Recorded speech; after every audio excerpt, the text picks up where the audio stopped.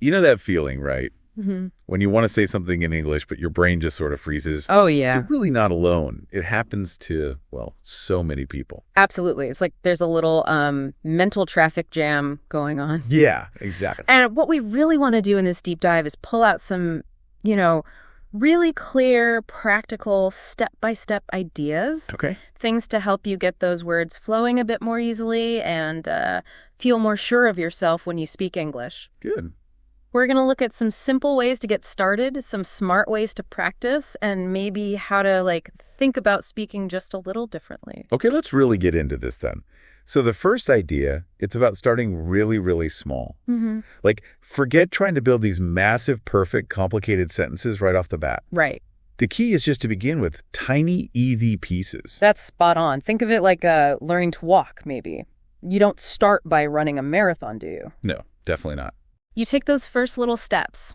So with English, it's about starting with those fundamental, simple phrases. Stuff you probably already know, actually. Like what, for example? Like, I like it, or that's good. Even just, let's go. Yeah. Saying these out loud, even though they seem super basic, it starts to build that habit of actually speaking. It takes so much of the pressure off, doesn't it? Totally. It's more about making a little bit of progress each time, not aiming for perfection instantly. Exactly. You're using what you already have in your head, Yeah. and that feels like a real win. Exactly. And that little win, it gives you momentum. Now, here's an interesting way to kind of keep that going. Okay. Try talking to yourself and maybe even record it, like on your phone. Oh, okay. I like the sound of this. So you just open the voice note app and just talk Yeah. about what you did today? Yeah, keep it super simple, like, today I went for a walk, or maybe I feel happy, something easy. Right. What's great about this is it's completely private, your own little practice space. Mm-hmm.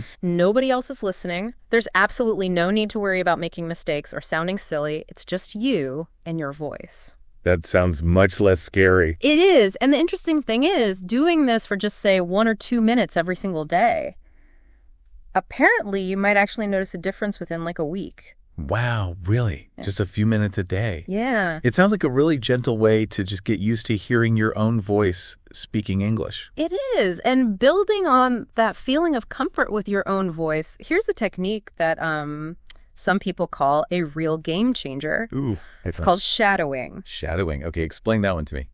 So the idea is pretty simple. You watch English videos, could be anything, short talks, YouTube clips, maybe even cartoons. Uh-huh. And then you try to repeat exactly what the person is saying at the same time as they're saying it. At the exact same time. Whoa. That sounds like it might feel a little strange at first. It definitely can feel a bit unusual, yeah. But it's incredibly helpful for getting your mouth and also your brain just used to the natural rhythm and the way English words flow together. Oh, okay. Think of it like a workout for your voice. A voice workout. I like that framing. Yeah. And again, the suggestion is just start small.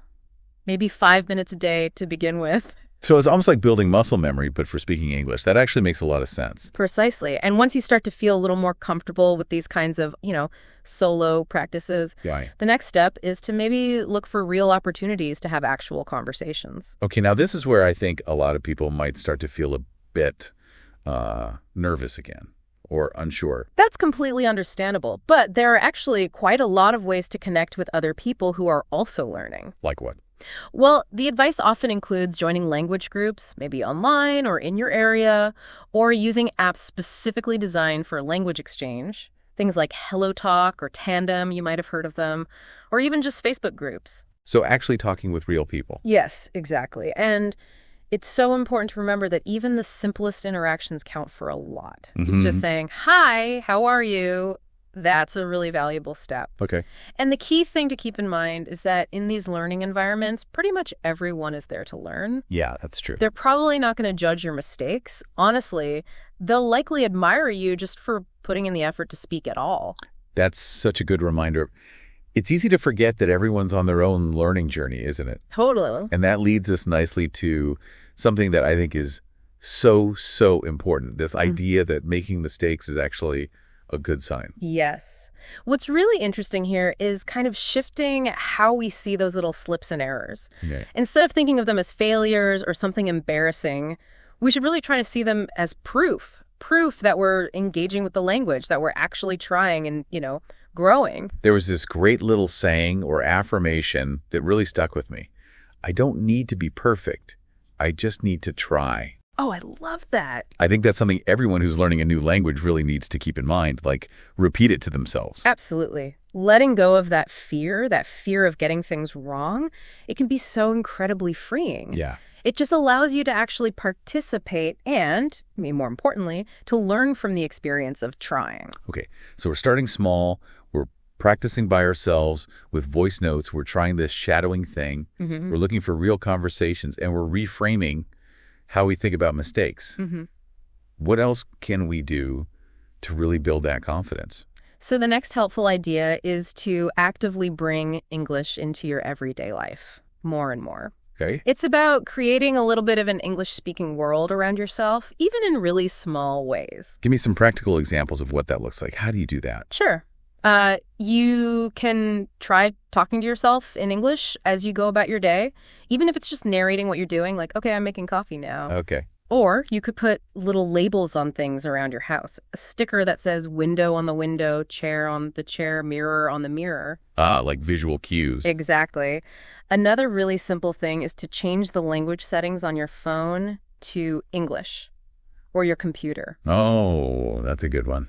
A bit immersive. It is. And those little things, they really can add up over time, can't they? Yeah, definitely. It's about making English feel like a more natural part of your surroundings and eventually the way you think. Right. Makes sense. And to help you keep moving forward with all this, it's a really good idea to set tiny, achievable goals for yourself. Yes, goals. I think a lot of people feel overwhelmed by this big abstract idea of becoming fluent. Totally. It can feel so far away, so massive. Yeah. That's exactly why the advice is always to break it down into much, much smaller steps. So instead of, I want to be fluent. Try setting a goal like, today I'll try to say just 2 sentences out loud in English. Or maybe this week I'll try to have one very short conversation with someone online. Small, manageable, and you can actually feel like you've accomplished something when you tick them off. Precisely. Small goals lead to big progress over time. It's the consistency. Okay.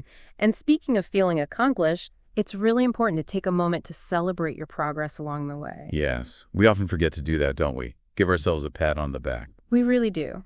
The suggestion here is to actually recognize your efforts. Maybe keep a little note somewhere, like a journal or note on your phone, of when you spoke English, even if it was just a few words. Remember, every single time you try, every time you speak, that's genuinely something to be proud of. It's about building that positive feeling, isn't it? Seeing how far you've actually come, even if it feels like tiny little steps sometimes. Exactly. And to really help build that positive mindset, let's maybe go back to that important little saying we mentioned. The affirmation. Yeah. I am learning every day. I don't need to be perfect to speak. I just need to try. Let's say it one more time, maybe slower, for everyone to really let it sink in. Okay. I am learning every day. I don't need to be perfect to speak. I just need to try. I think that's a really powerful message to take away from this. It truly is. So just to kind of sum up, the big ideas here are really about making consistent effort, even small effort, and having a really positive way of thinking about your learning journey. Yeah, start small, practice in different ways regularly.